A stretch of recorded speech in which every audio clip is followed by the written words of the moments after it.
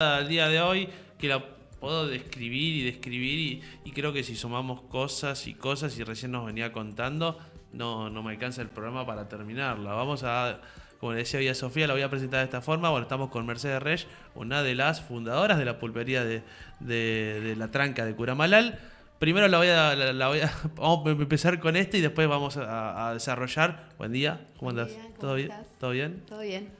Creo que después, bueno, vamos a hablar de la docencia y podemos seguir hablando de un montón de lugares de donde estás, actividades. Recién decía, si vamos, no te alcanza el tiempo del día como para todas las cosas que haces. Sí, en realidad porque siempre me parece maravilloso todas las posibilidades que ofrece la vida y la vida en un espacio rural, ¿no? Sí, Desde la motivación todos los días, del cambio de las estaciones tan marcadas y a eso sumarle los intereses que uno tiene. Digo, seguro. que uno no se aburre Ujú. en ningún lugar, pero en un lugar rural mucho menos. Claro, y creciste, bueno, por ahí hay algunas notas que están hechas últimamente, leemos un poquito de tu historia, una familia grande, numerosa, nacidas dentro del campo, digamos, es como que está todo muy ayornado desde muy chico, a lo que hace que hoy está todo con tanta naturalidad, por ahí, vivir, por decir, en el campo, y eso que es una actividad que hoy por ahí para el ciudadano común no está tan acostumbrado, pero que es una cultura que viene hace tanto tiempo. Y en este caso lo nombro en vos porque, bueno, te has destacado y has arrancado de abajo y hoy es increíble todas las cosas que has hecho. Sí, es que hoy las familias no viven muchas familias en el campo, son Claro. poquitas. Y antes era normal. Total. Yo a veces, cuando les digo, somos 10 hermanos, de hecho somos 12, dos, en el embarazo mi mamá los perdió, pero era normal tener muchos hijos. Sí. Y ha pasado tanto cambio en tan poco tiempo, la tecnología ha avanzado tanto que es increíble y nosotros, bueno, ustedes son más jóvenes, pero somos testigos de un cambio que no tiene nosotros, no sé, desde un televisor.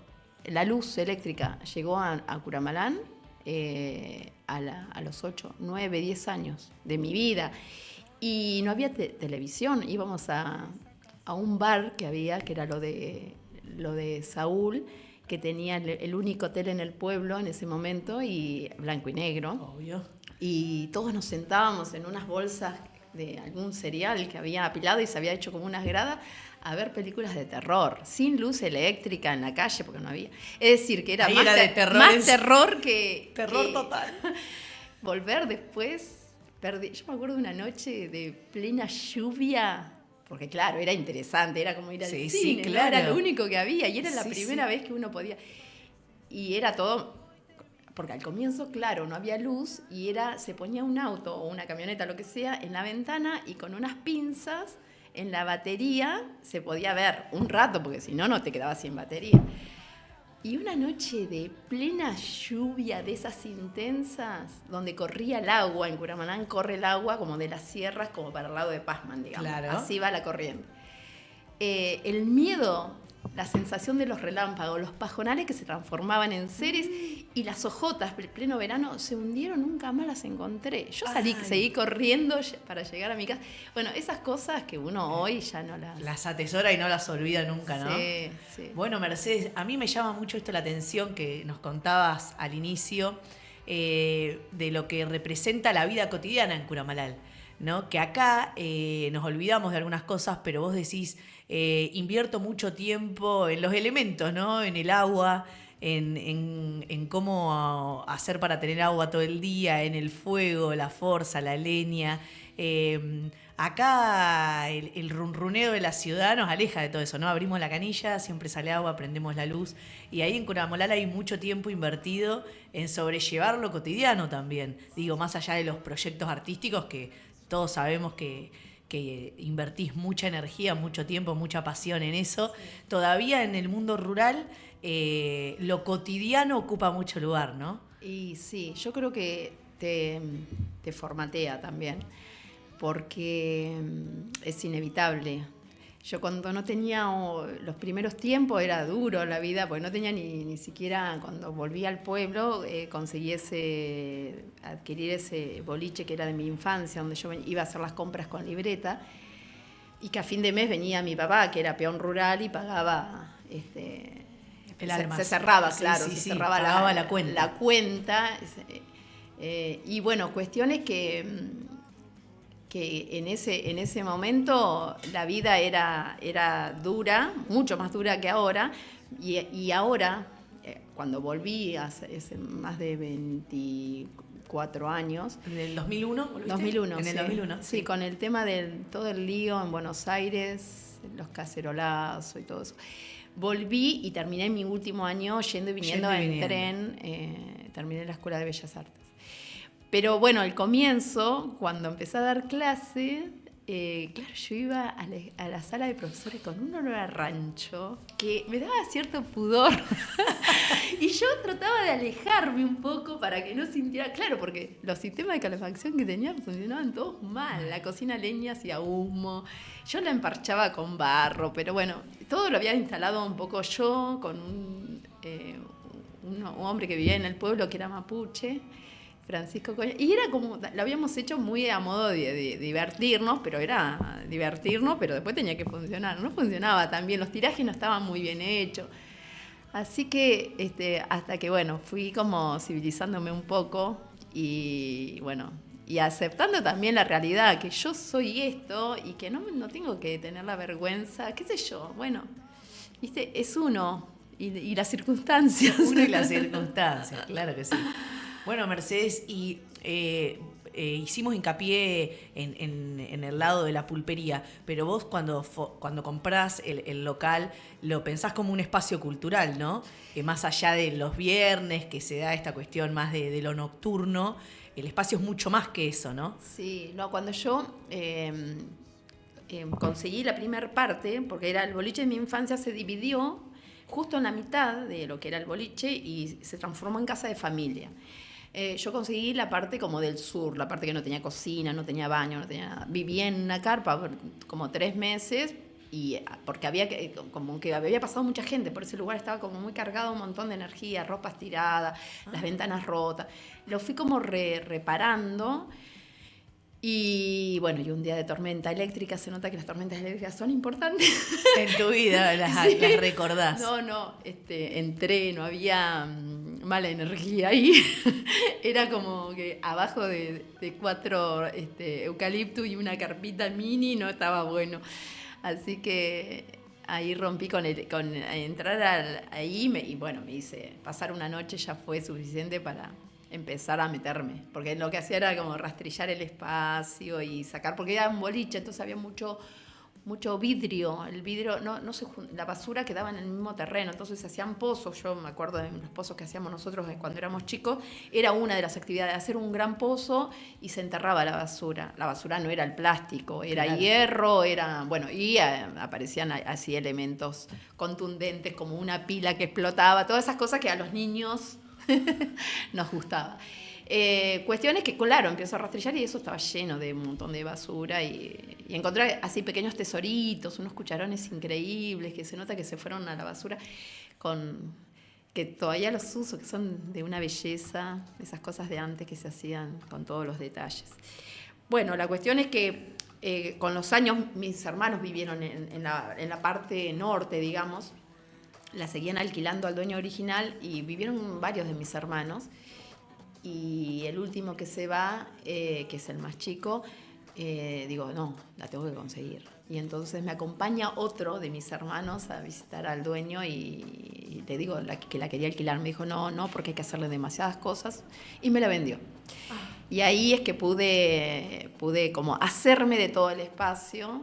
Y bueno, fue todo un proceso. Y yo siempre lo pensaba, es como que durante años miraba y yo trataba de reconstruir el espacio y yo lo había armado, imaginado, muchos años antes en mi cabeza sin saber lo que iba, digamos, no la tenía tan clara. La fui construyendo con el tiempo, pero bueno, volví a recuperar el espacio como era y fui construyendo algunas partes como para hacer habitable el lugar y fui pensando así en proyectos. sin mediar mucha análisis, de decir cuánto me va a llevar esto, cuánta energía, qué plata. No, porque lo hacía yo, como no tenía plata. Entonces, sí, para comprar el material, la bolsa de Portland, la arena, qué sé yo, y empecé a levantar. Bueno, y de repente un día fui albañil y no sé cómo. Levantaste paredes de lo que Sí, hoy es, levanté ¿no? Ese espacio. Levanté mi cuarto, levanté Mira, ahí el está, lavadero. Mercedes. Capaz que ahí ya habías vuelto de Buenos Aires, ¿no? Sí. estás Eso ya es cercano. Fue en una muestra de Leandro Vesco, de un libro. Y fue ahí. No, porque aparte de la construcción, ahí está un poquito más o menos, pero era blanco cal y era la mitad. Mi hermano que había vivido había pintado su mitad y la otra mitad. Y era como, yo digo, ¿cómo hiciste eso? ¿Por qué no pintaste todo el frente? Claro. Bueno, las aberturas las traté de recuperar y le voy poniendo, porque están viejitas, pero para mí es como el espíritu del lugar, así que le voy rellenando las partes cada vez que se rompe. Pero ahí hay como una idea, ¿no? De sostener algo, Sí. de su originalidad, ¿no? Sí, yo no la tenía muy clara. A mí me parece que el lugar me indicó el camino. El Mirá. lugar, el que era un boliche, el que yo iba a hacer las compras y que bueno, y después era un boliche de hombres, digamos. Sí, claro. Los hombres podían quedarse. Bueno, ahí a mí me gustó romper con eso y que, bueno, la mujer, los niños. También puedan. Y ahí, sí, porque cuando yo le propuse, les conté a mis hermanos, tengo 4 hermanos varones, algunos de ellos me dijeron, no, es una locura lo que vas a hacer. ¿Sabes el problema que vas a tener? Con los borrachos. Claro. Y claro, no pensaban en la dimensión de que por ahí podía transformar eso en lo que yo también traía, que era haber estudiado en la Escuela de Bellas Artes. Tampoco la tenía tan clara, la fui construyendo. Sí, Siempre sí. todo lo voy construyendo como... No tiene una forma definida, no la tengo tan clara. No, pero de alguna forma fuiste imponiendo también algunas cuestiones. Con el paso del tiempo, siempre la mano de uno la va imponiendo. Y en este caso, bueno, por ahí, sí, bueno, hoy habrá borrar, bueno, perfecto, pero la vamos a arreglar como para que sea lo que hoy es, ¿o no? Claro. Digamos, creo que todo se va sembrando una semillita que se sembró en su momento y que se fue transformando. Como Sí. seguramente te habrán pasado muchas buenas, también algunas no tan buenas, porque es parte de la vida, ¿o no? No, seguro. Y aparte que también marca el no tener recursos económicos, de pensar, ay, hago todo esto y lo proyectás y nuevo. Y entonces como venían los amigos y qué sé yo, la familia, y uno me traía una cosita vieja, se fue construyendo como una especie de collage, donde todo fue poniéndose como parte En del valor lugar. también. Y fue la contribución de eso, de lo que le sobraba, de que no sabía, que qué sé yo, y entonces con eso fui armando el lugar. Y después, bueno, algunas cosas como el taller, que eso lo construí, parece viejo, pero es nuevo, en el 2013. Bueno, la docencia para mí, este gran amor, que creo que es un amor que me va enamorando con los años, me da la posibilidad del sostén, del recurso, de poder respirar y saber que voy a poder, no sé, mantenerme, comer, la vida, lo necesario. Y poder sacar un crédito para construir ese taller, que es mitad de ladrillo, mitad de chapa, bueno, todo así, que hasta donde llegaron los recursos, muchos recursos usados, y bueno, y así. Y después empecé a construir ese hospedaje, que eran para los amigos. Bueno, ahora a veces aparecen otras personas que no son amigos, y ese lugar que ahora quedó como, lo fui interviniendo, que también es como que yo dibujo tengo una cortadora de pasto re chiquita, y todo el mundo dice, ay, pero porque es inmenso el lugar, pero a la vez me gusta, porque hay algo como casi de que uno se conecta con otro, mientras voy cortando, voy dibujando, voy dejando zonas salvajes, zonas más Habitables. y entonces ahora con esta gente que viene, amantes de Ricardo Iorio, a veces a los que vienen a acampar les presto lugar en el patio, que tengo unos baños que hice para la fiesta del barro, precarios de chapa, Sí, pero sí, bueno, sí, sí, funcionan, funciona. tienen una ducha, tienen lo indispensable, de a poco lo iré arreglando.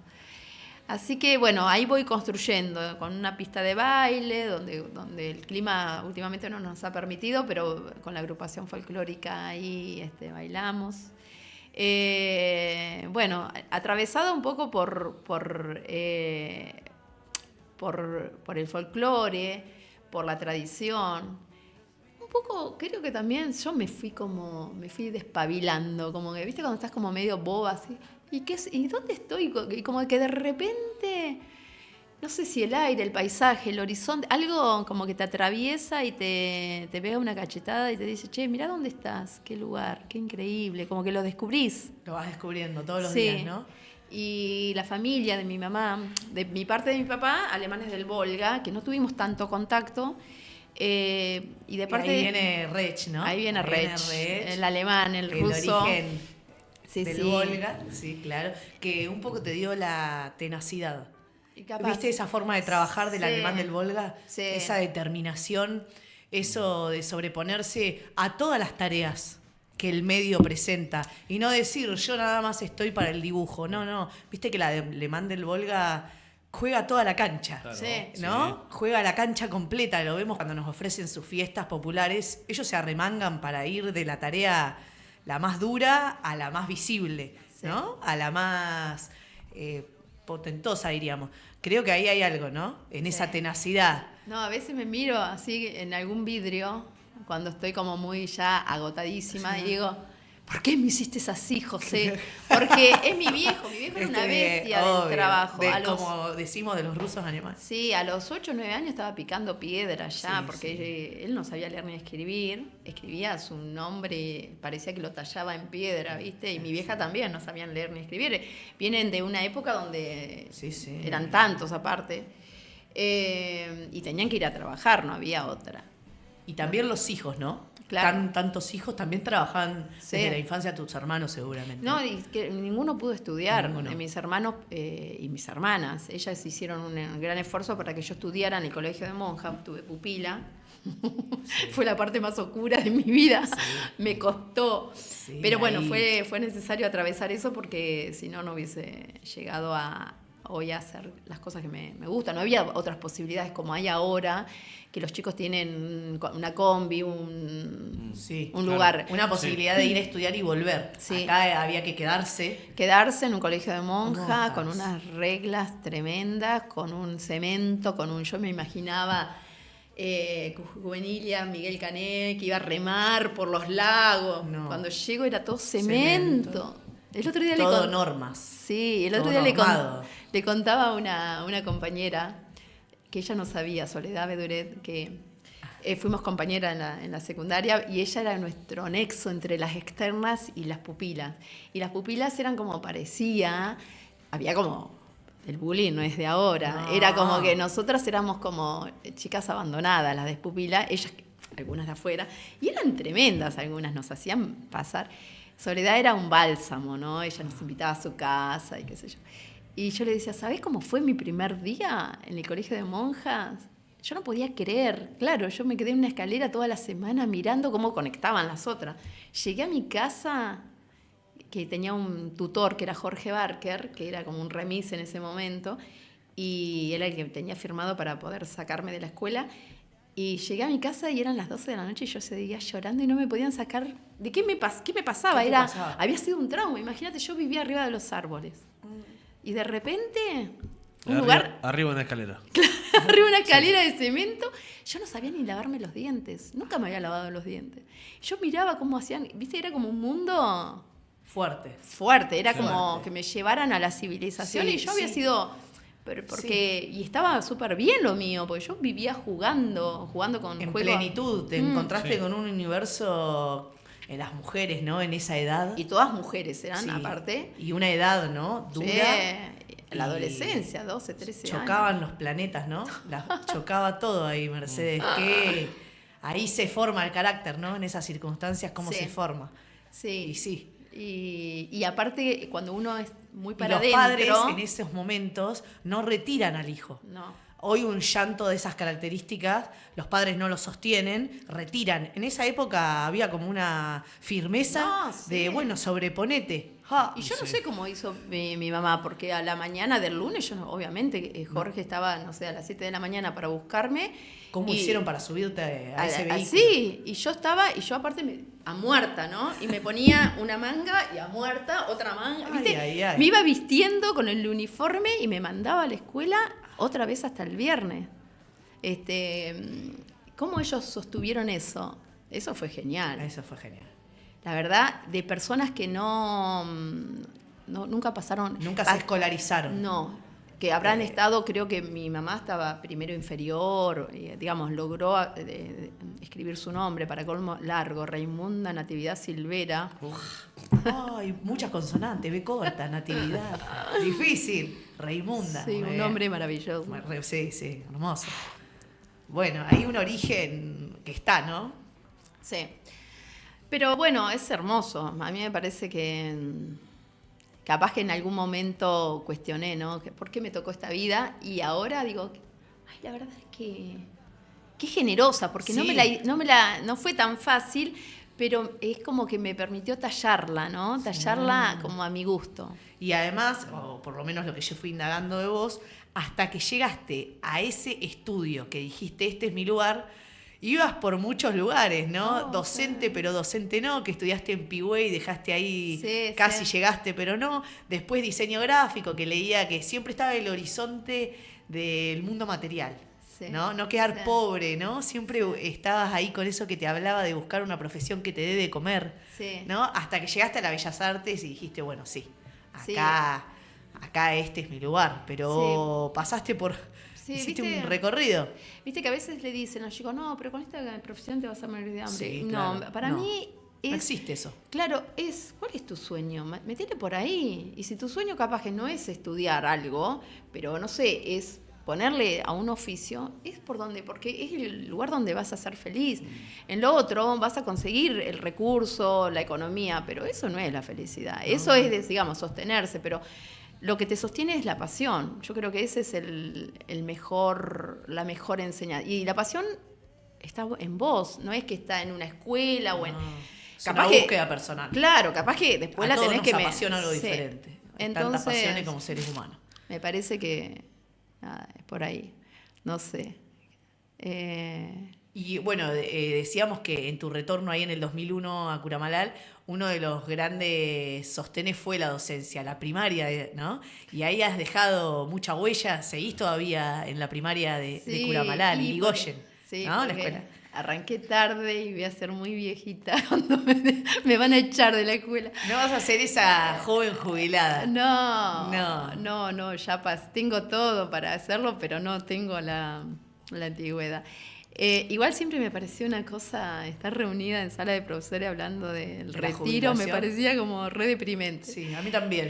No es un tema para mí. No entiendo de qué estamos hablando cuando hablamos de eso, ¿viste? Viste que están buscando ¿Qué? por ahí, ¿y cuál es el mejor lugar? ¿Y cuántos años? ¿Y qué debería? ¿Si en la ruralidad o dónde? Bueno, no. Y ahí te salís de la sala como diciendo, no quiero escuchar esto. Sí, muchas veces me quedo en el salón, porque qué sé yo, no sé, en el salón, ahí en ese recreíto, o me quedo tomando, bueno, ahora como renuncié a muchas escuelas, lo que les contaba, en el 2023 fue un año muy bisagra para mí, y fue un año tremendo, de esos que vos decís, wow. No me lo olvido más. No me lo olvido más, tuve como muchas pérdidas y otras ganancias, pero las ganancias vinieron de las heridas, de Claro, esas sí. cicatrices. Sí. Hay que perder primero. Sí. Sí, así que ese año fue así muy, muy duro. Yo había estado haciendo me agarré y me aferré al arte porque dije, el arte es el único que no me abandona. El arte siempre, yo lo abandono y siempre él está ahí viniendo a socorrerme. Así que ese año agarré y vacié mi taller, que hasta ahí no me había hecho cargo de él. Pagué unas deudas que debía a una expareja y dije, que hacía años que no veía, digo, esto te corresponde. Y eso me habilitó para hacerme Hiciste cargo. espacio. Muy bien. Vacié todo y hice el piso. Un señor que tiene una empresa ahí en la Colonia 2, que va a hacer un recital ahora, que no le conocía esa faceta de cantante, homenaje a Sergio Denis, me dice, este producto puede andar bárbaro para tu piso del taller porque ya estaba hecho el contrapiso. Así que me dediqué todas mis vacaciones de invierno de la docencia a hacer el contrapiso con llana y me dejó la bisagrita de la espalda destruida. Yo pensé que lo iba a hacer en 3 días, no me alcanzaron las vacaciones de invierno, vale, el receso invernal. Y se fue transformando ese taller en un lugar amado, en un lugar, el mejor lugar de la vida. Sí. Así que ahí, en ese taller, empecé a construir algunas obras y ahí aparecieron muchas obras. Entre ellos, seguí con un proyecto que se llama Sudario de la Pampa Argentina, que es el sudario del trabajador. Trabajo con el óxido, con el paso del tiempo, con el hierro y con todas estas herramientas que voy desenterrando. Y es como un homenaje también a mi viejo, a José. Así que ese año planté esos sudarios en el patio abajo de los árboles, 2 enormes, 4 metros cada uno de largo, ocupaban todo abajo de los árboles. Pasaba el Ramón, que es mi caballo, las gallinas, los perros. Estaba intervenido por todo. Pero claro, había sido un año bravo para mí y me los olvidé como 8 meses. Tela, lienzo. Cuando los levanté, empezaron a quedar los cachos en mi mano. Así que bueno, pero se transformaron en unos lienzos bellísimos con el paso de los años. No los tiré. Primera cosa, dije, qué fracaso este año. Fracaso en todo sentido. Ay, la obra se despedazaba ahí. Se despedazaba como mi vida misma. Sí, así que terrible. Lo guardé en unos tambores. Eran cachos oxidados, que no sé, mezclado entre el barro, la herramienta, todo lo que había trabajado encima.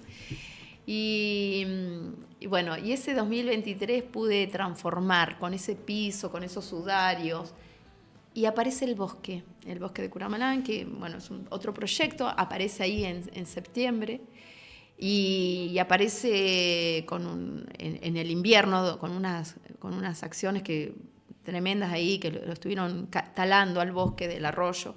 Y yo fui a hacer unas intervenciones con un stencil y unos amigos artistas de acá de la provincia de Buenos Aires. Y ese stencil decía de las acciones no éticas, y un dibujo como de un tronco talado. Bueno, y me denunciaron por vandalismo a la vejez. Me estás cargando. Sí. Cuidando los árboles eras la sí. ¿Cómo se...? Vándala, no sé cómo se... Sí. ¿En serio? Me denunciaron por vandalismo. Bueno, y me avisan en el municipio, me denuncian en el municipio.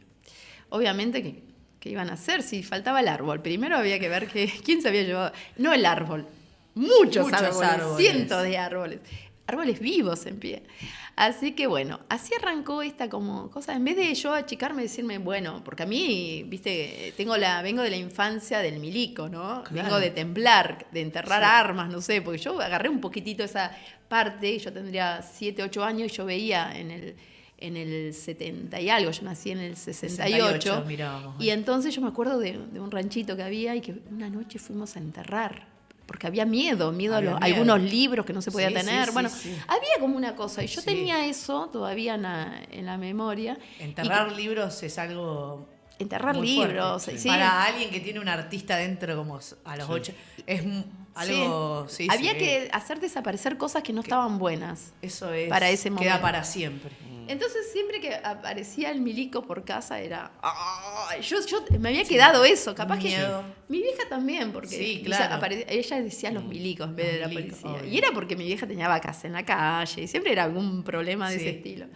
Entonces, nada, me denuncian y yo, claro, digo, ¡ay, la policía! Era siempre una mala noticia. Sí, claro. Bueno, la cuestión es que no me chiqué, me fui al arroyo y me fui a donde estaban los árboles talados y empecé a juntar ramas caídas, ramitas finitas, gruesas. Y con un sistema que yo había hecho cuando estudiaba en la Priliano Porredón, en la Escuela de Bellas Artes, en una lata de leche en ese momento, con tapa de chapa, le hice un agujerito, recordé todo. Mirá que yo soy de guardar, como en el rígido y no, después hay que buscarlo, ¿no? Sí. No, como que la necesidad a veces te trae toda la receta. Hice un agujerito, lo metí en la salamandra. En septiembre todavía hacía frío. Hice mis primeras carbonillas en las ramas de los árboles del arroyo. Y con eso empecé a dibujar. El 21 de septiembre la llevé al arroyo, a esos lienzos, preparé varios lienzos, los colgué entre los árboles que faltaban y empecé a dibujar el árbol que faltaba. Y bueno, ahí arrancó este proyecto Bosque que sigue en proceso. Y en ese momento mientras sucedía esto de la policía y qué sé yo, eran las venidas de Ricardo Iorio a la tranca, de los encuentros con mi tío, de encontrármelos por las noches. Mi tío no estaba muy bien de salud, había tenido problemas de unos ACV y el corazón, unos infartos. Así que yo vivía enfrente, mi tío Mingo, entonces yo iba bastante seguido, era como mi vecino, padre, bueno, varias cosas a la vez. Y a veces me lo encontraba Ricardo ahí. O entrando en el zaguán de noche, que yo decía, ¿quién anda ahí? Viste, tenemos unos vocablos. Y entonces con ese, el otro, la llegada. Claro, y el otro te anuncia con su voz. Claro. Yo digo, ¿quién será? ¿Serán aquellos? Esa voz ronca. Sí, Claro, era bastante fácil saber quién era. Y en ese momento venía a pedirle la bendición a mi tío. Todo esto estaba sucediendo en el 2023. Sí. Se ponía de rodillas, el tipo sabía que algo le estaba pasando, no sé qué, bueno. Y le venía, y se iba. Así que bueno, y a mí me estaban pasando eso, el 2023 fue tan bisagra, y en una noche de septiembre estaban charlando en la tranca un viernes, y yo estaba con la cabeza metida, como era me metí en todo lo que era arte, los sudarios, el bosque, unas cosas de poesía visual, y una maratón mundial de escritura que me invitaron, una amiga de Buenos Aires, y participaba escribiendo, que tenía que escribir X cantidad de caracteres, pero no sé cómo se... Muchos. Por día. Y todos los días con una consigna. Y ese día que me tocó, no sé si sería un viernes, ¿sabes? La consigna era un diálogo. Y yo, un diálogo. Difícil escribir diálogo. Claro. Y ahí me acordé del diálogo de Ricardo con Iorio, con el tío Mingo, sentado en esa mesa, donde él dice, uno se mata para vivir. ¿De qué venía? Yo venía sirviendo mesas, digamos, estaba como de mosita, digamos. Frase. Y dije, y entonces con esa frase empecé a escribir un texto, y que tiene que ver con eso, que el que escribe, que en este caso soy yo, pero a veces me pongo en masculino, no sé por qué me pasa eso, es como que es un acto de defensa, como que soy más fuerte siendo varón. Sí, claro, eso da para otro streaming, ¿eh? Si quiere volver, Sí. vamos a hablar de por qué también. Total. Otra vez, el otro día un amigo me dijo que eso tiene que ver con que también está muy sobredimensionado lo masculino. Claro. Entonces, Sí. Nos volcamos a ese mundo. Claro, Para yo protegernos, soy fuerte. Claro, viste que hoy la palabra, yo le seguía el diálogo a mi amigo, es la manifestación, manifestar. Y manifestar tiene que ver mucho más con lo masculino. Claro. Entonces, bueno, hay algo de seguridad o de confort, más de seguridad y de defensa en arraigar lo masculino. En lo femenino hay otra vulnerabilidad necesaria de todos modos, ¿no? Y bueno, y ahí escribí ese texto, Uno se mata para vivir. Muy bien. Y fue parte de esta maratón. Y es el texto que después, en octubre... y el texto termina más o menos, no me lo voy a acordar porque yo todo lo que escribo después yo... Soltás, es como... soltás. Yo no vuelvo a leer lo que escribo. No. Digo, si algún día me pasa algo, ¿a quién le dejo todo lo que escribo? Porque no se sabe, ¿no? Claro. Yo escribo desde los 10 años. Está todo ahí. Y a veces digo, estos 200 cuadernos... No, yo re atrevida, lo corregí un poquito, no mucho, porque yo tengo... No es lo mío, no es mi espacio la escritura. Sí. Y lo transformé en un texto que luego acompañó... cuando Ricardo se va de este plano físico. Y que no sabía qué hacer con la noticia que recibo de que había fallecido.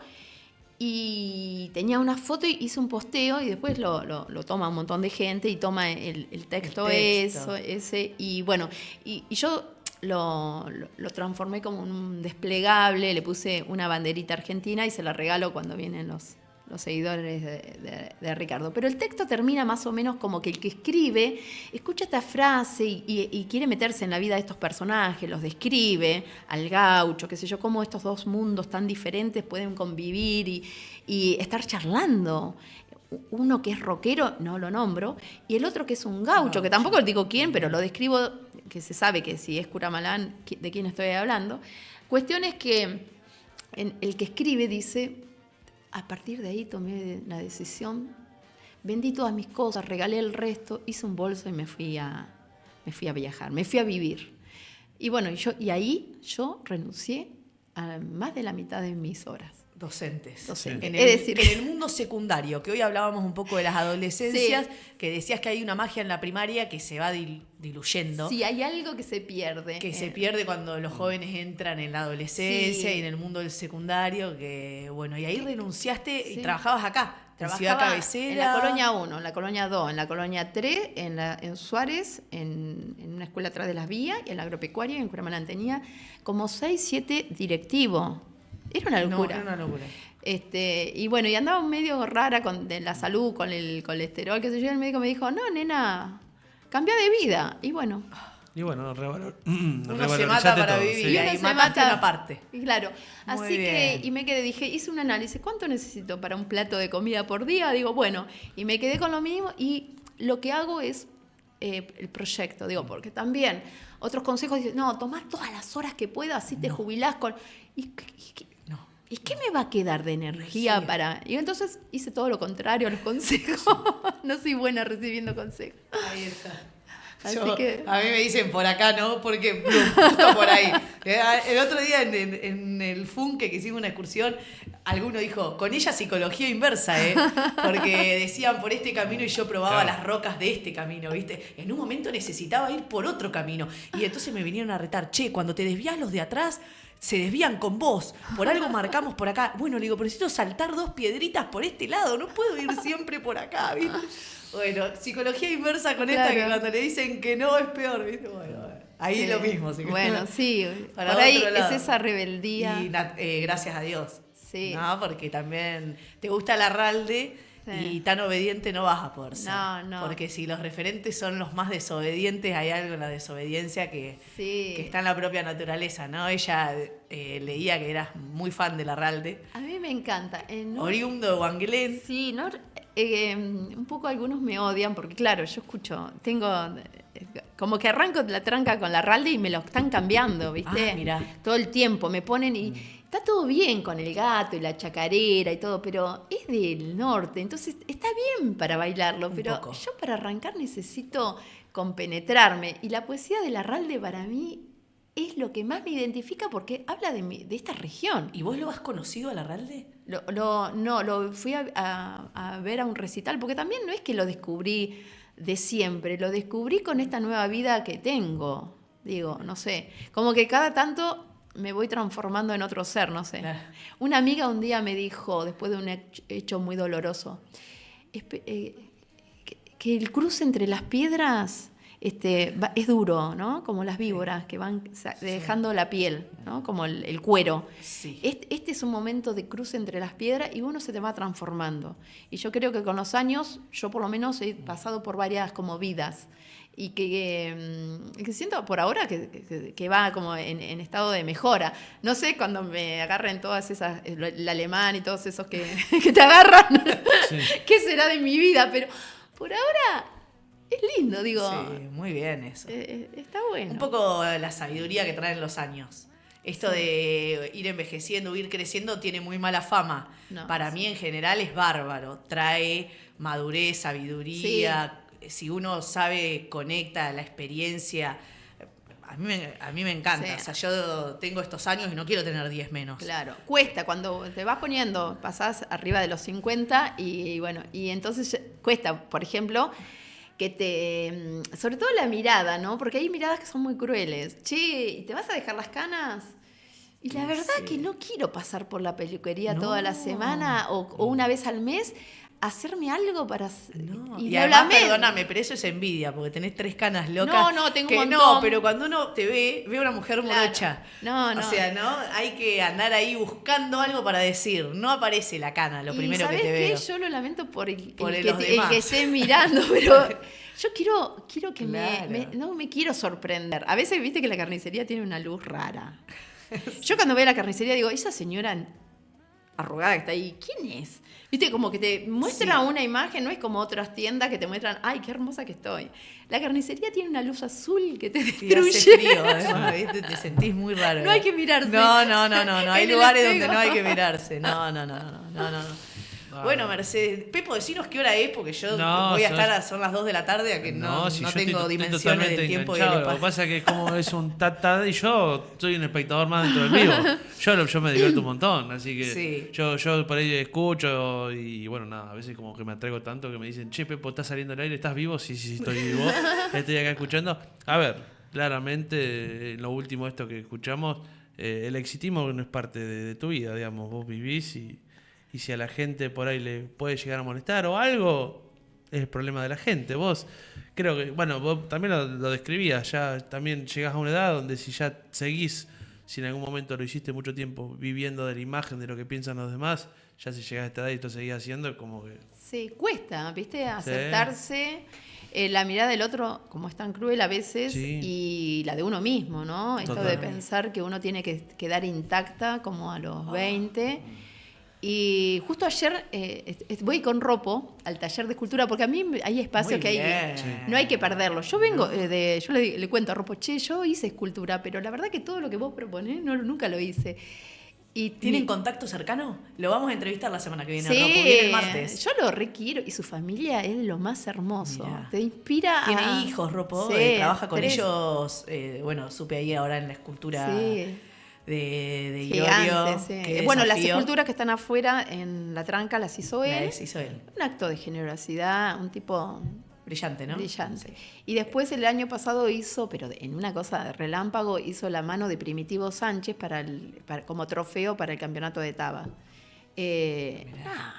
Y tomó la figura, digamos, yo le mandé fotos y él hizo la mano de Primitivo Sánchez con toda La vida. la crudeza del Sí. campo de un peón rural que le pasan las heladas, los callos, los cortes. Las uñas, ¿no? Ya tienen un... Y es como un portataba que queda en la tranca, es como yo le digo la Copa Mundial.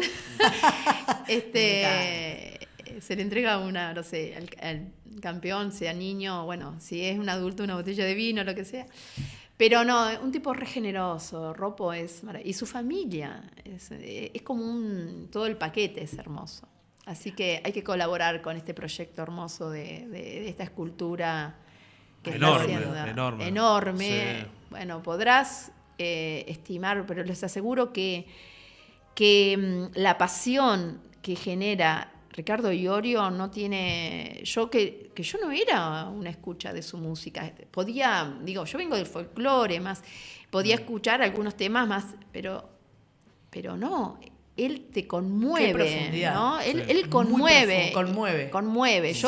Yo lo he escuchado la última vez que estuvo Ricardo y que dejó la remera y todos los objetos, el Nuevo Testamento, la Virgencita, su foto. Éramos 4... Agustina, Cirilo y Silvina y yo. Y él cantaba su buen pendrive, lloraba y bebía sus lágrimas y aspiraba sus lágrimas. Nosotros estábamos en estado de así, nos cruzaba. Ay, Dios.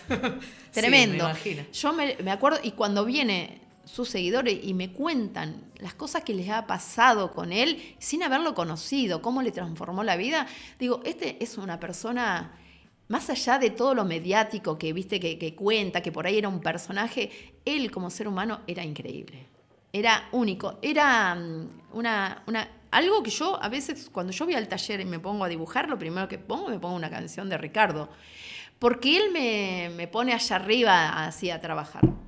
Y yo creo que todos tenemos que colaborar con esa escultura de Ropo que va a ser inmensa ahí en ese horizonte increíble, en esa lomada de piedras que... Dice que está muy conmovido por la solidaridad y el grado de empuje que tanta gente le dice colaboro con lo que sea, con lo que tengo, que hay colaboradores que van de los 10 pesos a los millones y que hay un nivel de movilización por esta obra que lo empuja a concluirla, porque no hay como un lugar tan específico. Aparte no está, viste, Ricardo genera eso porque no hay como un lugar donde poder ponerlo, donde poner tu cosa, tu tristeza, tu lágrima, tu alegría, Hay que hacer ese santuario. Sí. Va a tener ese formato, gente que va a venir a visitar. Y ahí en el medio de lo que él eligió, ¿no? Así que me parece que son actos de amor. Hay que vivir con actos de amor. Yo sostengo que el acto de amor en la vida hay que tenerlo. A veces uno tiene actos de amor en la familia, o a veces uno en la familia no comparte ideas. Bueno, hay que tener actos de amor para bancarse el no compartir algunas ideas. Pero, bueno, qué sé yo, los vínculos hay que mantenerlos. Y ni hablar de los amigos. Para mí los amigos son... ¿Vos no tuviste hijos, Mercedes? No. Siento que voy como lenta con la vida. Mi vieja... Yo digo, algo tendrá elaborado sobre eso. No. Siempre me pareció un acto de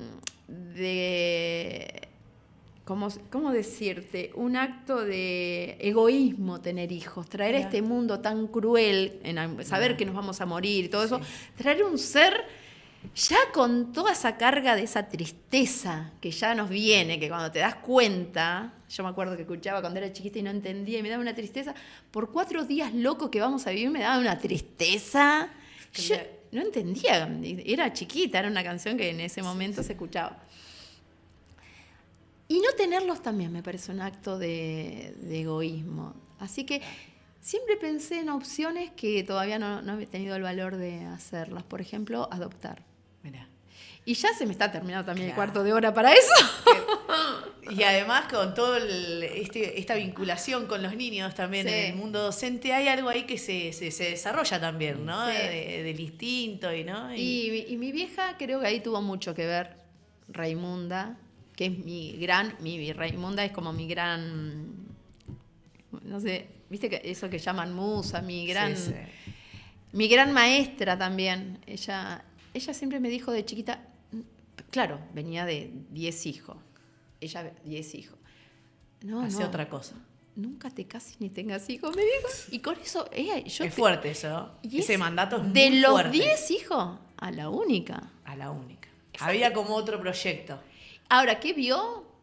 No sé, pero me lo mandó. Si no lo tenía, me lo impuso ahí, con ese sello ahí. Es fuerte ese mensaje. Y ahora no sé, capaz que, no sé. La vida sorprende. Falta, y como hay mucho hilo en el carrusel, hay que seguir. No sé.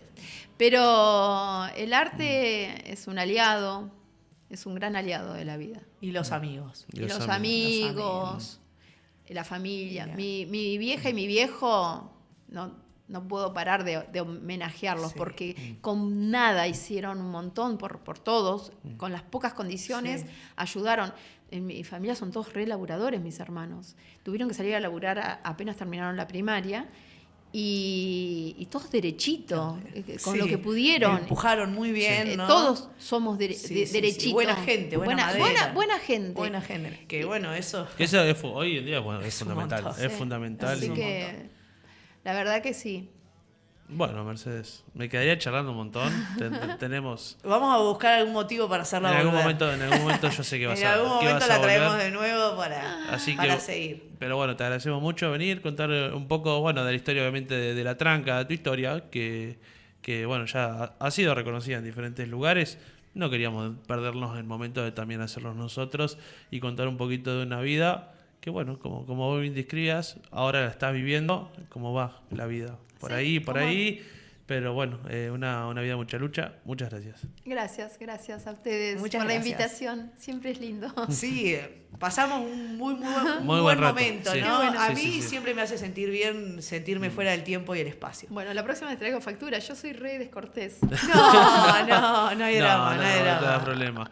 No comemos muy seguido acá, no. Salvo los de gastronomía que nos trajeron algo, no estamos acostumbrados. No te preocupes. Pero no te hagas problema. Con el mate vamos Con el llevando mate la mañana. lo llevamos muy bien amor. hasta el mediodía.